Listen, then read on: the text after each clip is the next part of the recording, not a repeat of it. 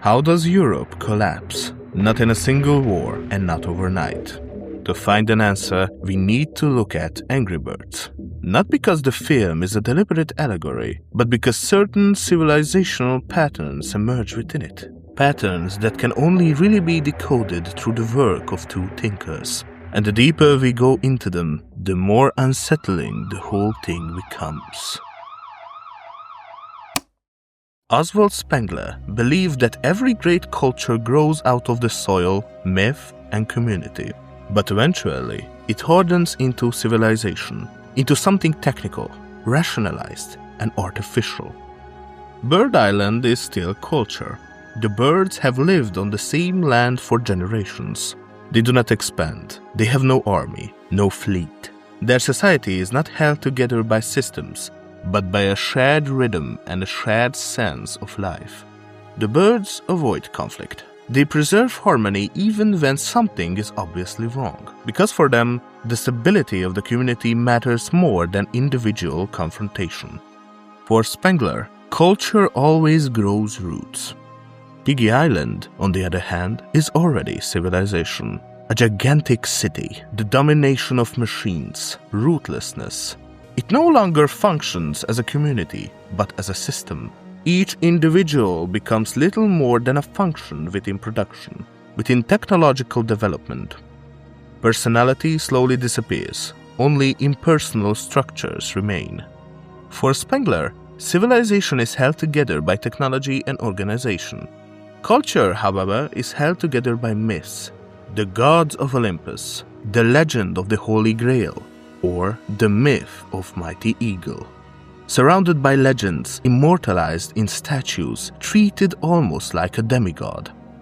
And for Spengler, this is the crucial point. The figure itself is not what matters.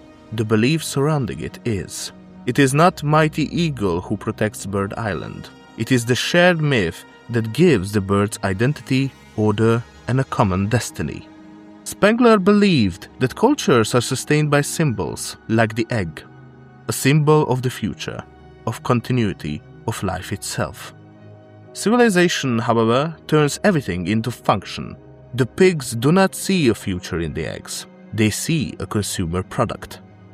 On Bird Island, the birds still live together with the land. Nature is not a resource to be conquered, but the order of life itself. But for Spengler, the Western man no longer wants to live with nature. He wants to dominate it. And this brings us to the most important realization in the entire story. For Spengler, the Faustian man wants to reshape the world, to modernize it, to spread his own order across it. That is why the West becomes so obsessed with conversion, reform, and the idea of improving the world itself.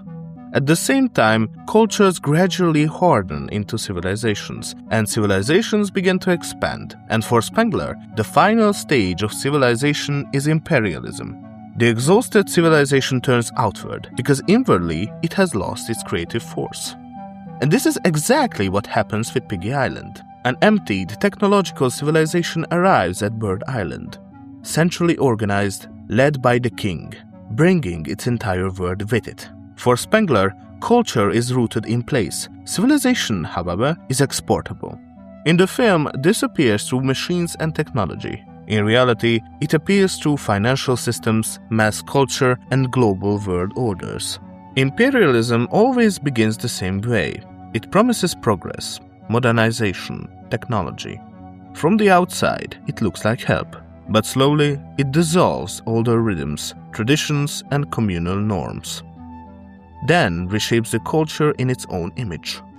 And when it is over, what often remains is an emptied world, exactly like Bird Island. So does that make the West evil? This is not a moral question, it is a historical process. The Roman Empire was not the rise of a young culture, it was the expansion of an exhausted civilization. Meanwhile, the technology brought to Bird Island eventually turns against the pigs themselves. The slingshot was originally a tool of civilization. In the end, however, it is precisely this tool that gives the birds real power. And this same dynamic runs throughout modern history. For centuries, the West exported its own technology across the world: weapons, industry, engineering knowledge, communication systems. Over time, however, these systems took root in other cultures as well, and eventually they began turning back against the West itself.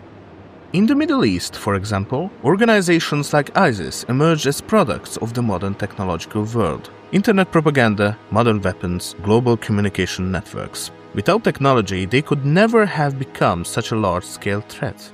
And the same pattern appears on the level of great powers. China's rise is partly the consequence of the West outsourcing its own industry and technological production there. In other words, it helped build its own rival. And today, in many areas, China is no longer following the West, but surpassing it. Technology is no longer an exclusively Western monopoly. But is this truly Europe's downfall? Perhaps not in exactly this form, yet technology itself has become one of the greatest threats facing the West. Ted Kaczynski argued that technological progress gradually destroys humanity's natural stability, communities, and autonomy. Primitive man still lived in direct connection with nature and his own community. Modern man, by contrast, becomes increasingly dependent on gigantic technical systems. And technology always arrives with the same promise. It promises freedom. Later, it creates dependence. Kaczynski's example was the automobile. At first, it expanded freedom, faster movement, greater distances. But eventually, entire societies reorganized themselves around cars. According to Kaczynski, this is the fate of nearly every technology. Eventually, the system becomes so complex that humans are no longer truly capable of controlling it. Decision-making gradually shifts toward machines, algorithms, and a narrow technocratic elite, because they prove more efficient than human beings themselves. Meanwhile, automation and artificial intelligence increasingly render large parts of humanity economically unnecessary. People may continue to live comfortably, but they gradually lose their autonomy, their genuine purpose, and ultimately control over their own lives. And so Europe may not collapse because it fails to defend itself, but because it will no longer be able to recognize the moment of its own collapse.